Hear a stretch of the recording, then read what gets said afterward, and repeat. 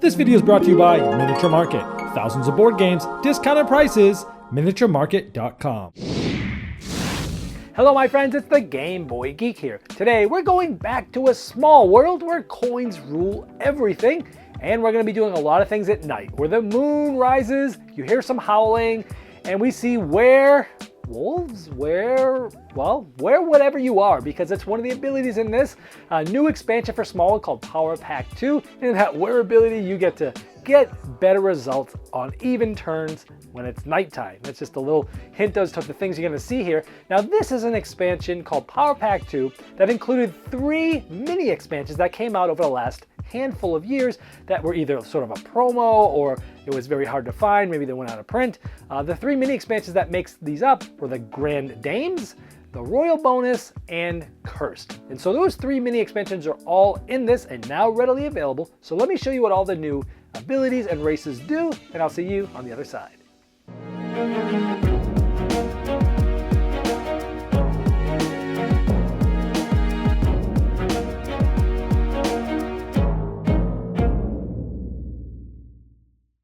This power pack comes with a nice little insert with a cover to keep everything straight, and it has different spots for all the different items. So we have the different races, the abilities, and all the tokens that sort of go along with all of these. Now there's 8 different races. Let's go over them briefly. The goblins allow you to attack any area that has a declined race in it for 1 token less than normal, but you got to use at least 1 token.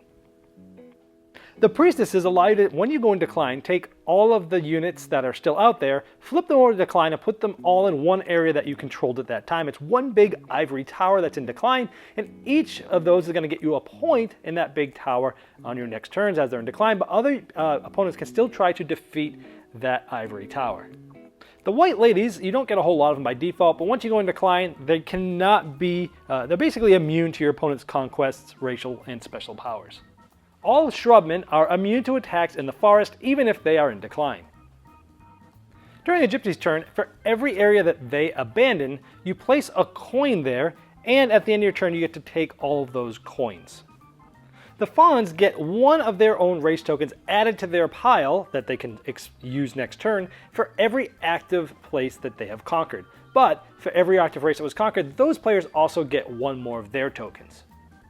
Now the Cobalts, there's a lot of them. By the way, I'm not showing you all the tokens, just a few of them, just to show you what they look like. But you must use at least 2 tokens when you conquer a region. However, you must only keep a single token there during the redeployment. With the Igors, for every region you defeat, all of those tokens go into your hand. And then at the end of your turn, each of those tokens will turn into this between the number of players. So like if you have 4 tokens and it's a 4-player game, you can turn in 4 tokens back to the players and get 1 of your tokens. It's just however many tokens you have, equal to the number of players, you'll get 1 of your own.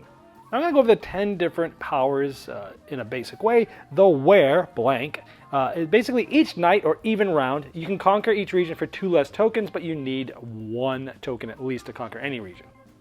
The fireball ability gives you 4 of these types of fireball tokens, and then when you redeploy, you'll collect 1 of these for each magic area that you that you occupy, and then these fireballs count as 2 race tokens, but can only be used when you're attacking on your following turns, and then they're spent and put off to the side where you have to then get them again, as talked about. The Aquatic will give you 1 more coin than normal if you conquer any spot that's around any body of water, and if it's not surrounded by any body of water or touching any body of water, you'll get 1 less coin than normal. Now the Behemoths, you get 1 matching male and female token for every swamp area you control, and you basically put these with some of your other race tokens on the board, and it's a big stack that's used for attacking and defense, and the number of tokens in each stack's adjusted each time you capture or lose a swamp region. When you're cursed, anytime you skip over another ability during the draft row, instead of just paying 1 coin to skip something, you have to spend 3 coins to skip something. With the Historian, you collect a bonus coin for each race in decline when you select the Historian, and then when you're active, you collect a bonus coin each time another race goes in decline, and then finally you get a bonus coin when you go in decline. The Hordes of comes with these 2 Horde tokens, and they act just as if they were your additional active race tokens, however they disappear when you go in decline. Marauding allows you to essentially take 2 turns. You do your conquests, and then before you take your troops back in your hand, you leave at least 1 token in each region and go through another complete cycle of conquests. Wow, that's awesome. With ransacking, each time you conquer a region, that opponent must give you a coin from their own stash. And my favorite of all of them, the peace loving. You collect 3 bonus coins at the end of each turn which you have attacked. No active races. Alright, well, since it comes with 3 different mini expansions all in one here, I'm glad that they did supply this with a good sort of insert component holding system. It's a good, nice plastic one. I showed it to you in the video. And I'm glad that the storage solution, it came with that. They didn't just expect you to use the base insert, which I threw out a long time ago to try to make everything fit.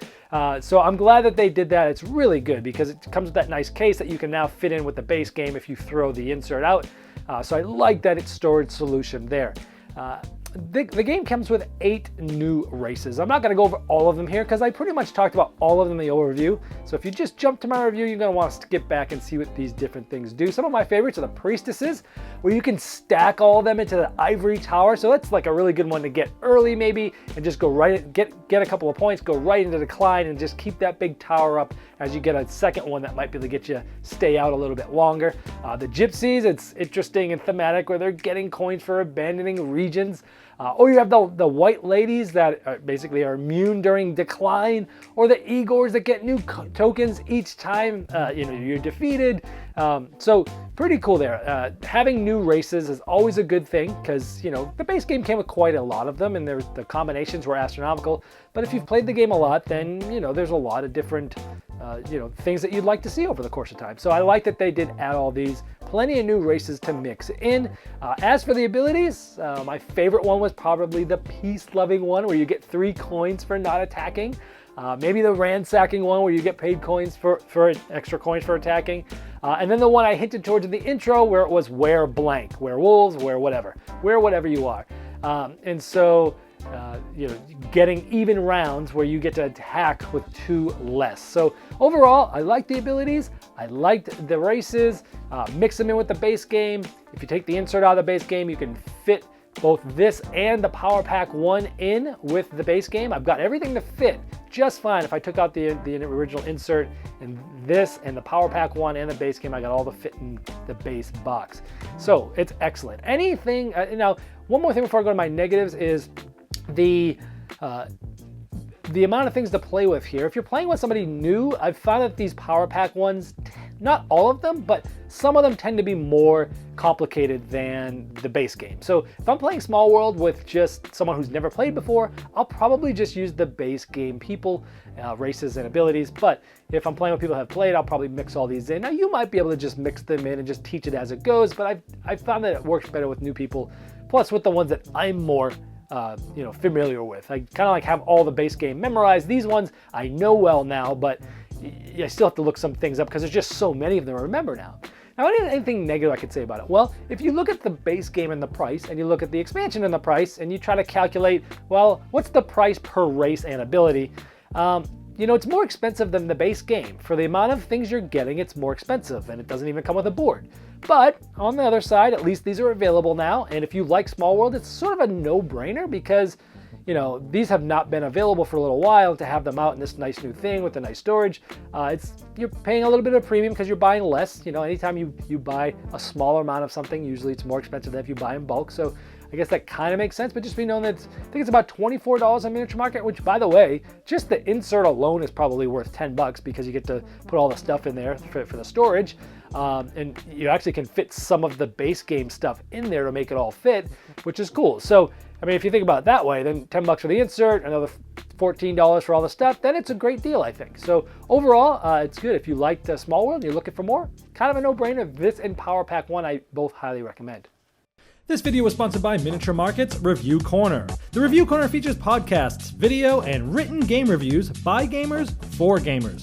Miniature Market, the online gaming superstore. Thousands of board games, discounted prices. Check them out at miniaturemarket.com.